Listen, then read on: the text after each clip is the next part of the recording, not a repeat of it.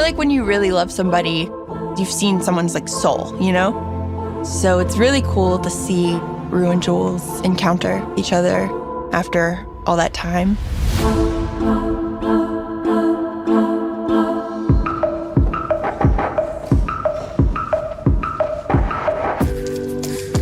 Jules is back and older, but maybe not wiser. I like the new look.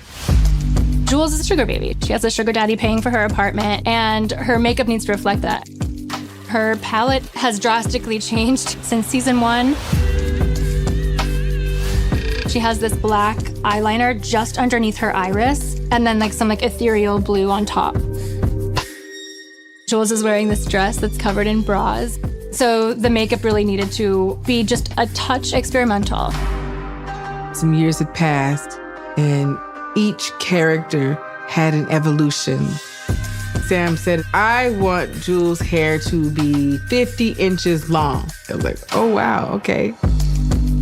Not an easy task, but we did it. She's like a modern-day Rapunzel. She is trapped up in the tower. There's sort of a fairy tale quality to it. A tower and a castle that she's locked in.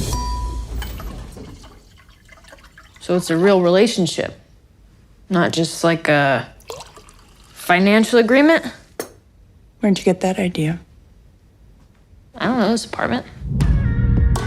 Immediately, when we walked into this place, we knew this was it. Sam instructed us to think about a space that was empty, like a cold glass box.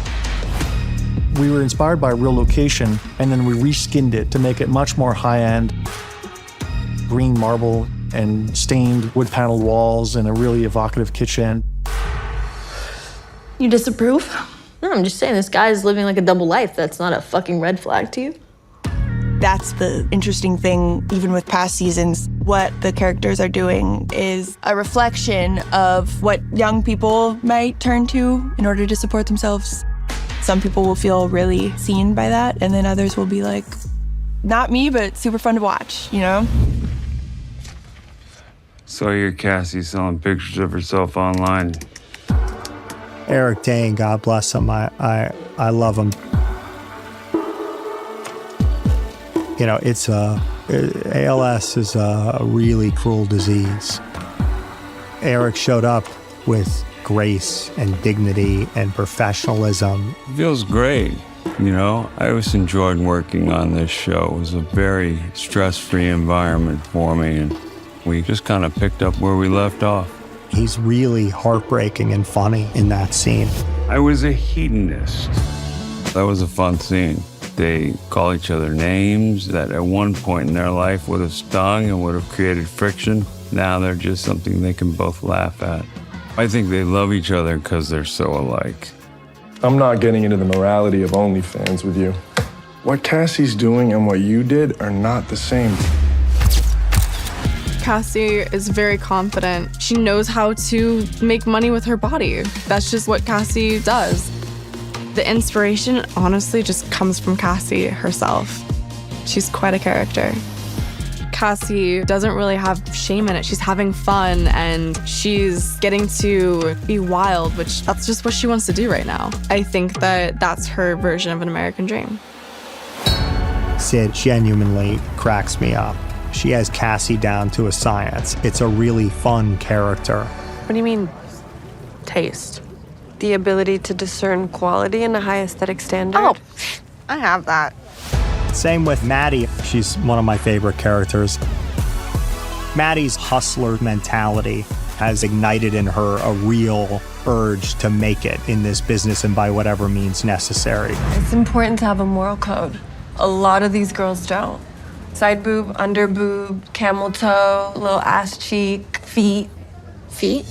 We find Maddie a lot more self-assured than where we left off. There's more of a quiet power to her this season.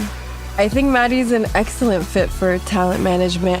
She probably wouldn't mind being the talent herself.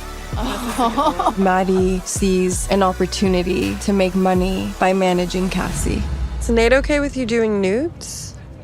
Oh, yeah. Well, then let's have some fun. I was so excited that Cassie and Maddie were going to have a reunion. We wanted Maddie to look and feel larger than life, expensive, chic. We knew Maddie would not disappoint with her look. She has her glasses and her fur and her gloves. It was scorching hot that day, and she's there to like set the tone. There's this implicit tension that exists that at any moment in time, Maddie could just beat the shit out of this girl.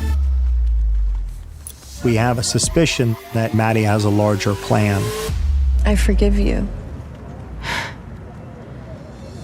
I really need to come home, Mom. I really need to come home, Mom. In episode 2, you're seeing the characters are all wandering down the paths they've chosen. There's these moments you would hope that they decide to turn back, and they don't. Alamo gave me $300 and told me I was promoted. I couldn't shake the feeling that I had made a deal with the devil. We knew that the Silver Slipper would be a main location for the season. We wanted a big establisher shot when she arrives. We had a big crane above Z to create a sense of space. Francois designed a beautiful marquee. Might as well make a meal out of it.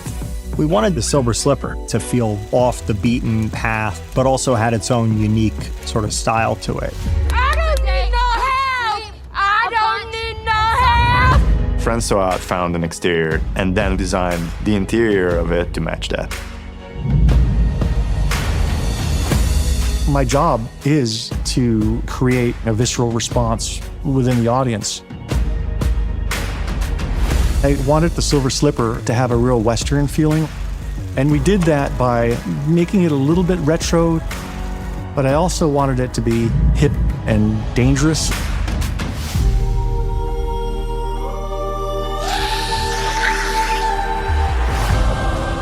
I had a note to make sure that the taxidermy creatures were predators. I wanted the strip club to feel like it was a place for predators. Ain't you got money to make? You usually get tired of certain sets, but this set just kept giving new ideas. It has a lot of double mirrors, hidden windows, angles that you can put cameras to. It was a once-in-a-lifetime opportunity to make something really special without any limitations. Everything came together so beautifully, and it was magical. Mira por donde vas, coño. Rosalia came into read, and she was hysterical. I love how feisty she is, and she just felt like a great foil to Rue. Take your broke neck ass out there and get this money. Venga. My job has always been singing, writing music. This was my first job as an actress. There was so much freedom. I'd say don't worry too much about English versus Spanish. Go into fucking Spanish, and everyone else will react how they'll react. Que tengo que llevarlo, you understand? ¿Y si me mandan un detective privado, qué hago? ¿Eh? Who are you talking to? I don't speak Spanish. I love this idea of a stripper and a neck brace. It raises so many questions. My experience wearing the neck brace for the first time, it was a disaster. My skin gets fucked up just by looking at it. But it was very cool. Like, I thought that she was the coolest for putting rhinestones in it and like making it feel contenta de llevarlo. Mi personaje, she's a stripper. She's a hustler. Ella es una joseadora nata. Magic. There's a lot of fucked up shit. This is a weird place. It's like there's a big magnet under the soil, attracting evil. Episode 2 is the beginning of this feeling of real unease. It all starts to explode in episode 3.